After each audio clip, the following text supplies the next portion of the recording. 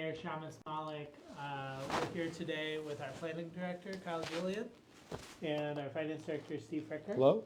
And we are here today to talk a little bit about our city capital budget for 2025. This is the half of our budget. There's the capital budget and the operating budget.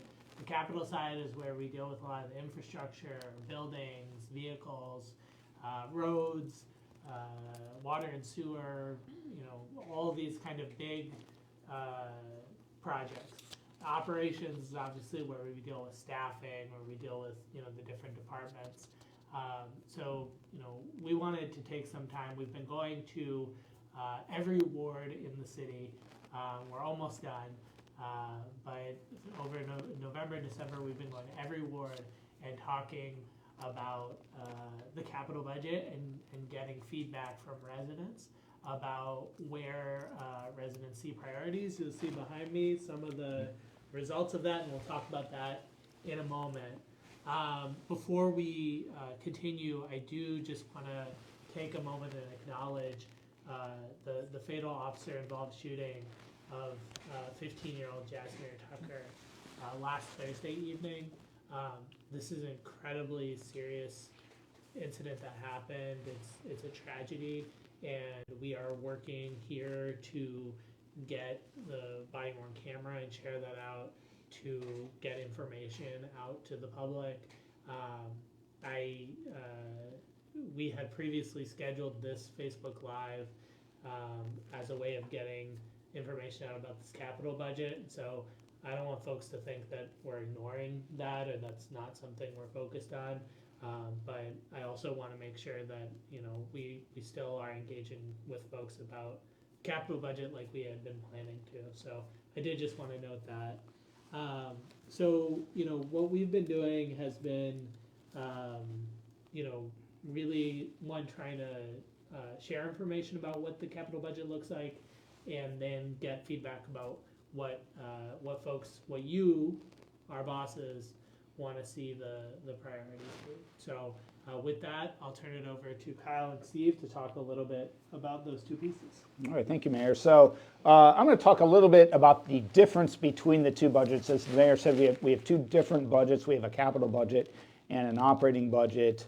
The capital budget, which is kind of on the front burner right now, as we're about really ready to take it to our planning commission this month. That is the budget that is responsible for maintaining the city's public assets. So the city obviously has a number of assets that serve the public. Some of these are ones that the citizens can go to every day, like our parks, like our road network, our water and sewer infrastructure that goes to everyone's house to supply those utility services. So there's all of those assets, but then there's also a number of assets that really are used by city personnel in order to carry out the operations of the city. So obviously we have a police station, we have several fire stations, we have our municipal service garage, we have our city hall. So all of these assets, whether they're ones that the public can go to or ones that are used by the city's operations staff, are important to maintain. And that is what the capital budget is tasked with doing. So the capital budget is really a long-term plan. So we have a 5-year budget that we are constantly maintaining, and that what we're actually going to take to council now is our 1-year budget that really kind of fine-tunes the projects that we've set up over the next 5 years for the ones that we're actually going to execute on in the next year. So that we need a 5-year plan, because a lot of the funding that we get for the capital budget comes from outside sources like the federal government or the state government. And a lot of those sources we have to apply for years in advance. So, for example, some of our highway money that we're applying for, we're going out to 2027, 2028 to apply for those funds. So that's why we have a long year, 5-year plan for our capital budget. And some of those things, the design of a project might happen in year 1, the construction might be years 2 and 3. Some of the things like fire stations or community centers, need to be planned several years in advance. Those kinds of Exactly, things. exactly. Some of the more complicated projects might take 3, 4, even 5 years. As the mayor said, we design them and then we build them, and then so some of those take multiple years in order to to account for in the budgets. So as I said, we get a lot of the money from outside, from the state and federal government. The rest of it, typically, we borrow money to finance the city share of those projects. So we do that in the form of general obligation debt or loans, and then those loans or bonds are paid back with the income taxes that we collect from the citizens of Akron. Then on the other hand, we have our operating budget. So the operating budget, whereas the capital budget is more of a plan, the operating budget is what is giving the city the authority to spend money. So we do a 1-year operating budget each year. The administration prepares the budget and it's presented to our city council.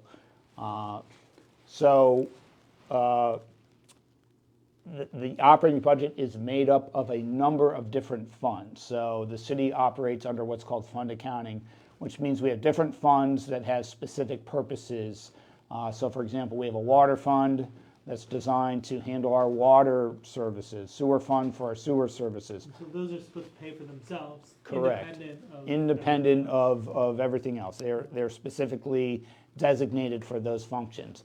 Then we have what's called our general fund, and that's largely what's funded by taxes. So those are the funds that don't generate their own revenues. So all of these funds are appropriated for separately, and it's all based on, we look at each one of those funding sources and the revenues that we think we'll get that year, and that's what determines how much we budget within each one of those funds. And then further, within each one of those funds, we budget separately for our labor costs versus our supplier or vendor costs. Those are each separate buckets within our budgets. So in terms a little bit about the schedule, so we're kind of going through the process right now. As I said, the capital budget is actually going to be presented to our planning commission here in December. The operating budget will be presented early next year. So the capital budget has to be passed by February 15th. The operating budget has to be passed by March 31st. So the capital budget goes to planning commission this month, and then by the end of this month, it'll be introduced to council. And then we'll present to council next month. Present to councils next in January. And then both the operating budget and the capital budget have a series of hearings in front of city council that are usually multiple days. So I think the capital budget is typically 2 or 3 days, and our operating budget, I think we've gone to a 4th day now. So we kind of break it down by department in terms of the capital budget, different areas.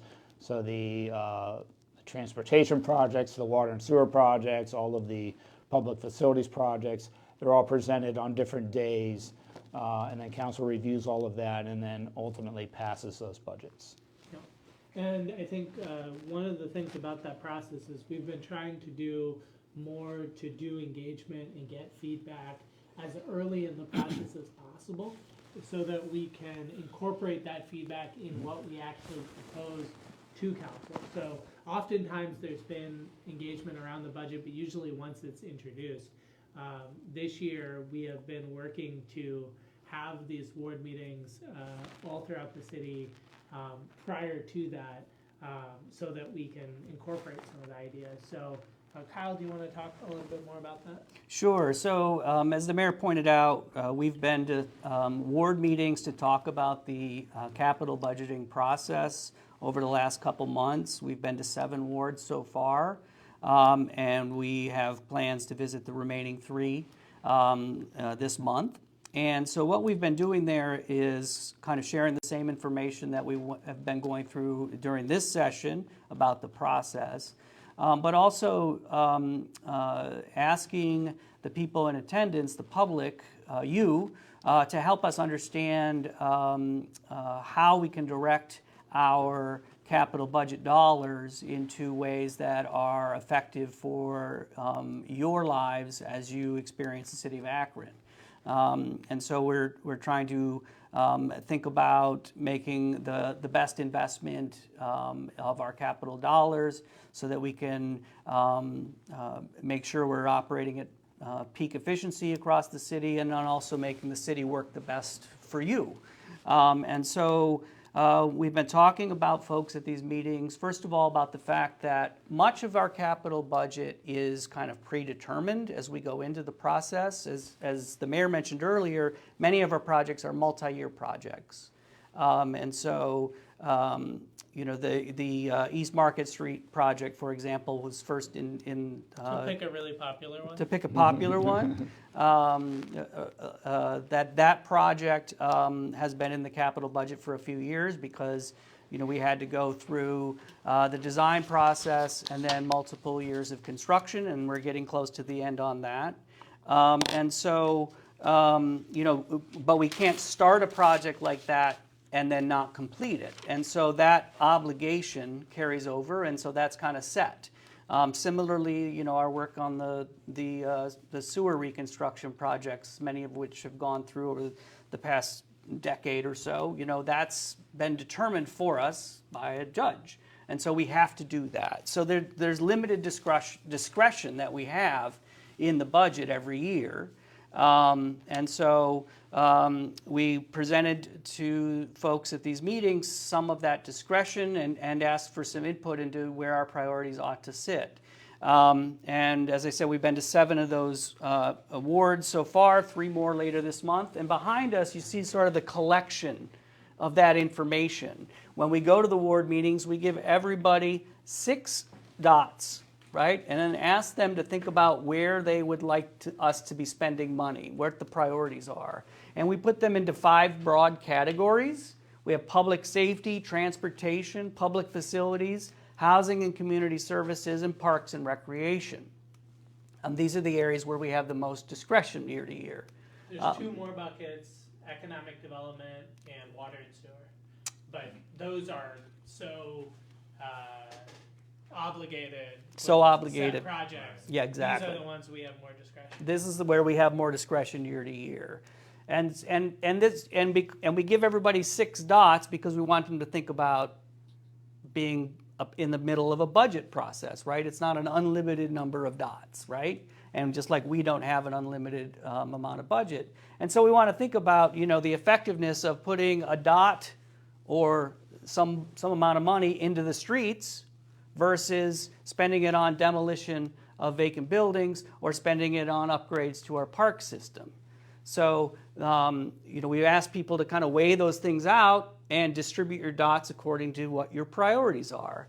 And you can see that, you know, we have certain themes that are popular. Some things are a little less so, right?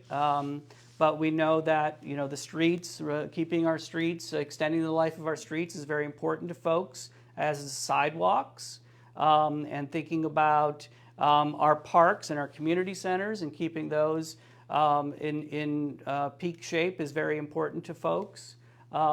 We see that public safety, you know, was something that people responded to quite a bit. And then, you know, the housing and community services programs that we offer for affordable housing, for demolition, to support programs related to the unhoused in our community.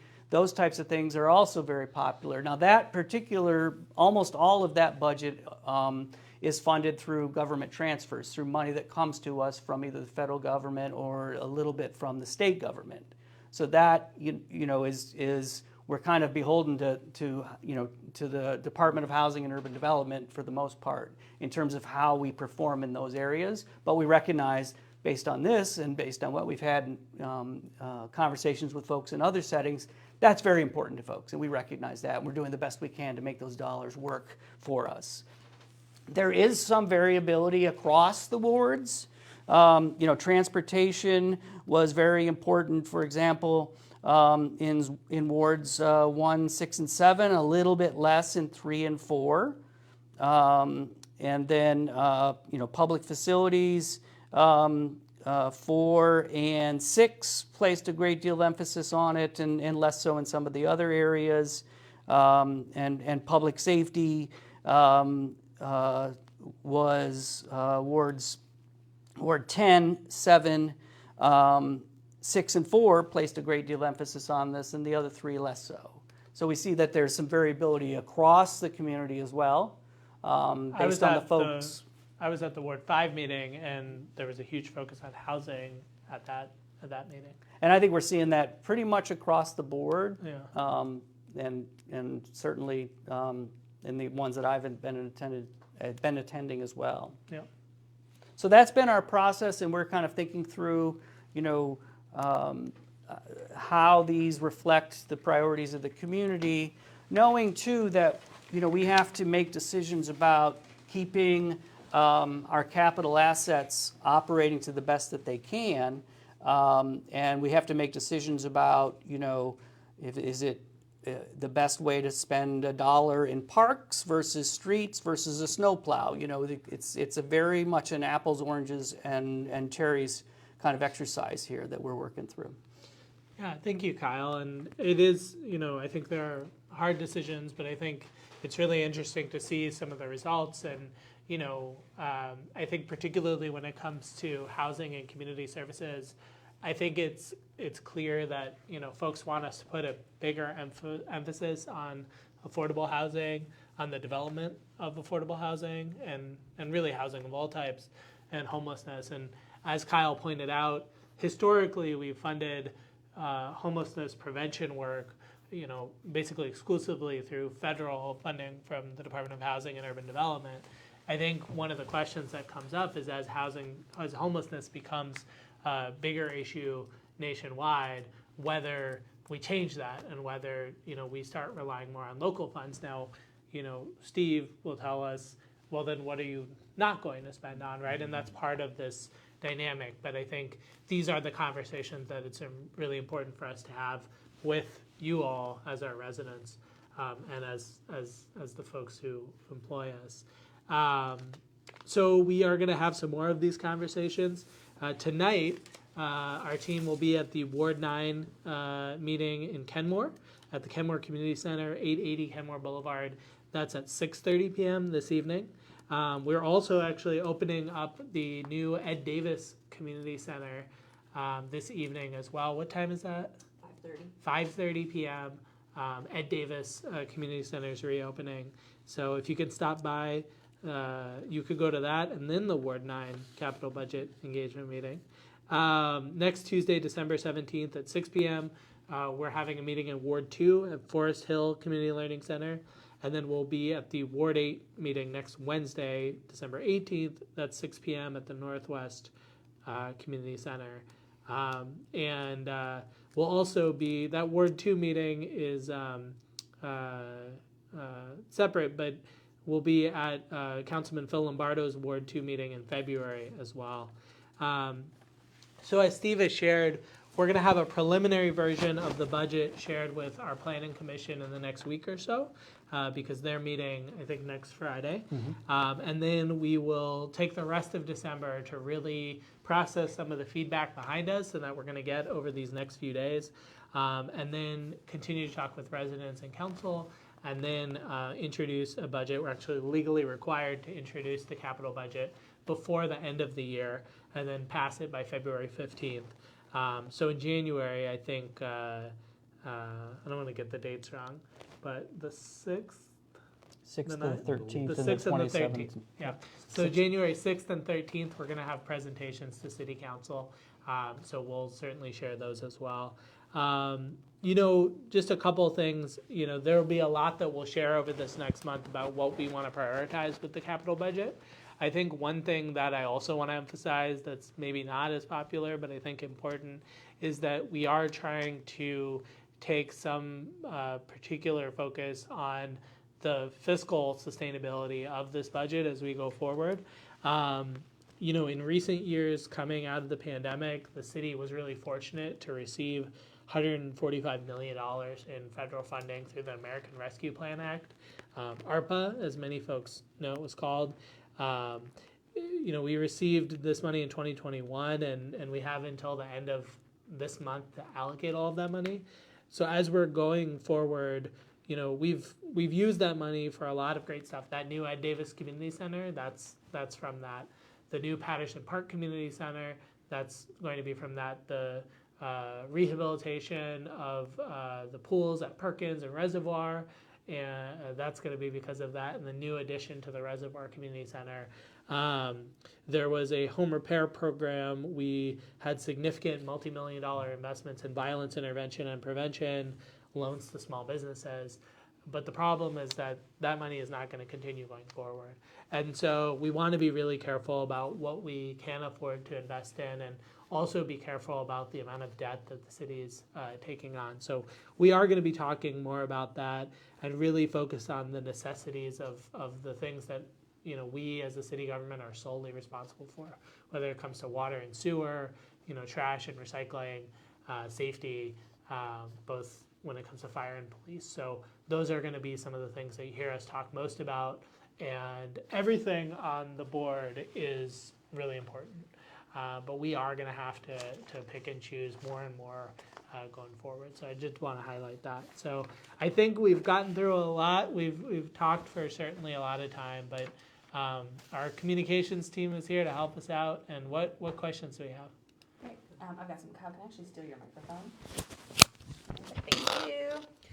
Okay, so first question we have on our list. How does a citizen request certain roads get resurfaced? So the best way is to your ward council person or to input a road into 311. But as a former ward council person, I know that what the process of how it works is that every street is surveyed, half the streets are surveyed 1 year and half the streets are surveyed another year. And we have what they call the Pavement Condition Index, the PCI rating, which is the condition of the road and the usage of the road. And so we try to do it by where the roads are worst. There are some times where it might not make as much sense, like a road might be skipped, but that's because we're going to replace the lead water main the next year. So we don't want to repave it if we're going to fix it next year. It really is meant to be data driven. I think the council members' input and the input we get from 311 helps supplement that. So maybe there's a street we're missing, or just haven't really realized how serious it is, or maybe it's gotten worse since that rating happened and there's been a failure there. So those are the ways that it's easiest to let us know. Awesome, thank you. And folks can make a 311 request by calling 311, by going to akronohio.gov/311, or using the Akron 311 app. Yes. Cool. All right, thank you, Mayor. So what about concrete roads then for this year, since that is separate from asphalt? Yeah, so with issue 4, the city has paved more and more roads of asphalt every year. One area that we maybe haven't made as much progress is concrete roads. And, there are a lot of these concrete roads, throughout really a lot of the city.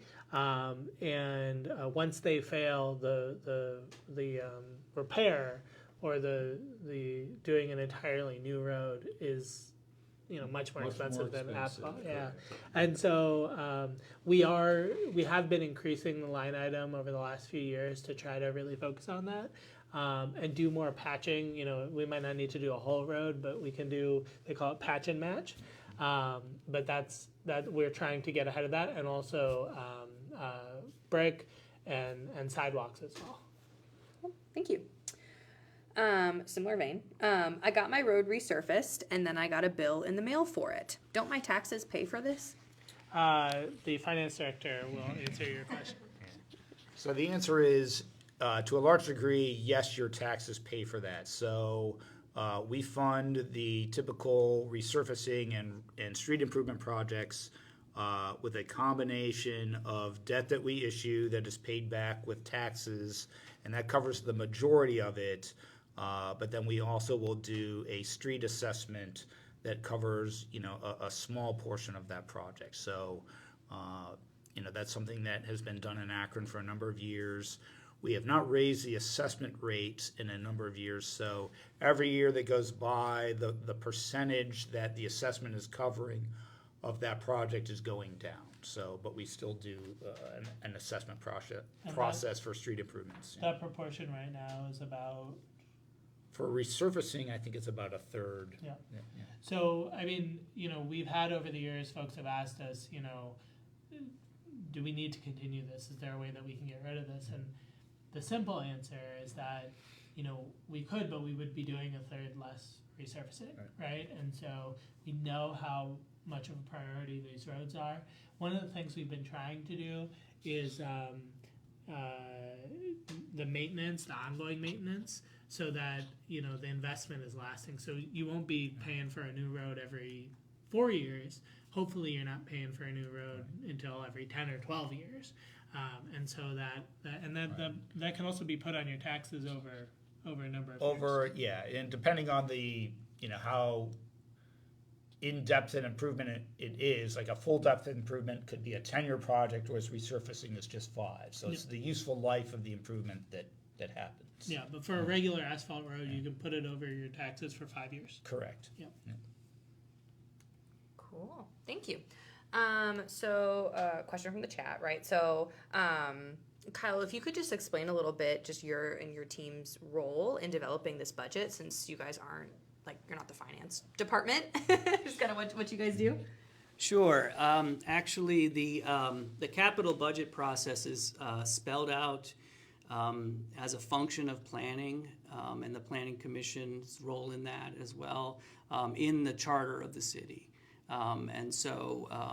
The planning department is responsible for collecting information on the capital needs of the city across departments and gathering that stuff together. And we talked earlier about there's a 5-year capital investment plan, and we think about projecting out what projects and what investments we need to be making over the next few years, and then prioritizing the ones that we have funding for or are imminent need in the immediate 1-year budget. So what we do is we talk to every department, we talk to council people, we gather that information together, we assemble information on the need for the investment, on what types of investment those are, and costs, and then funding sources, and we sort of bring that together, and then we manage a process across the city involving, the mayor's office, involving finance, involving service, and all the departments that have that manage capital investments.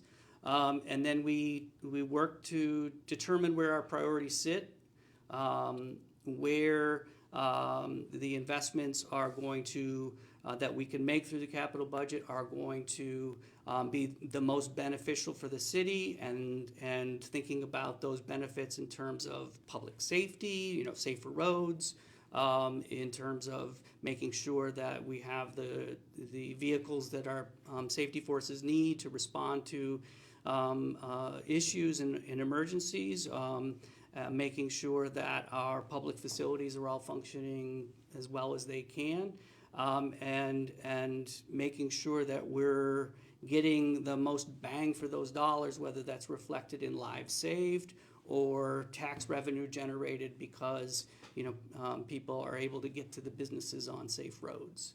And so that's kind of our process. So we bring that to Planning Commission and then ultimately City Council for approval. Cool. Thank you. I think Steve might answer our next question. Okay, last question I have. So where does issue 4 fit into the capital budget? So issue 4 fits in, really the majority of issue 4. Can we remind people what issue 4 was? Yeah, I'm sorry, yeah. Issue 4 is the police, fire, and roads tax that we passed in 2017 that became effective in 2018. So every year it brings in an additional about $18 million. It's a 0.25% tax that we divide between our police department, our fire department, and our service department for doing road resurfacing and the equipment that it takes to do that road resurfacing. So the majority of that issue 4 is dedicated towards capital type items. So, within police, we purchase a lot of our equipment with those issue $4. A lot of the improvements, to the, to some of the gear that they have received is funded through that. Fire, we've rebuilt 3 fire stations here since we passed issue 4. Stations 2, 4, and 12 now. And 12 just opened, 2 weeks ago? Yep. And so, and then we also fund a lot of the fire, the larger trucks that we use, the ladder trucks and the pumper trucks, and all of those are funded through issue 4. So it's really allowed us to maintain our fleet a lot better than we were previously able to without those dollars. And then, for the streets portion, we're using a lot of that to do resurfacing, and then also to purchase a lot of the large service vehicles that we use for maintaining the highways, and also for snow and ice service that we do in the wintertime. That's the last question I had. Do you guys have anything else that you want to mention? Yeah, I just want to, thank everyone here at the city for their work. There's, Steve and Kyle are here, but we have, dozens of people, probably hundreds of people when you count everybody across the city who have been working for months, and the planning department really works on this year round to determine, what the priorities are going to be each year. And then I want to thank all the residents who've come out, who've shared ideas, who've shared thoughts. I think, sometimes it feels like, raising your voice might not be helping. Well, not raising your voice, but sharing your thoughts might be helping. But it is. And we're trying to build a city government that's more responsive, that's more open, that's more collaborative. And this is an example of that, is trying to shed more light on this process, and also have more input for residents in this process. So we look forward to engaging with City Council next month to really have that, give and take when it comes to what that capital budget looks like. And then the operating budget going forward. And so, I just want to remind folks, if you haven't been to one of those sessions, you can come this week, next week. And, please feel free to reach out anytime, whether on social media, mayor@akronohio.gov, via email. We want to hear your thoughts. We want to hear your ideas. We want to hear your suggestions. This is your city. So thank you, guys. Thank you. And take care, everybody.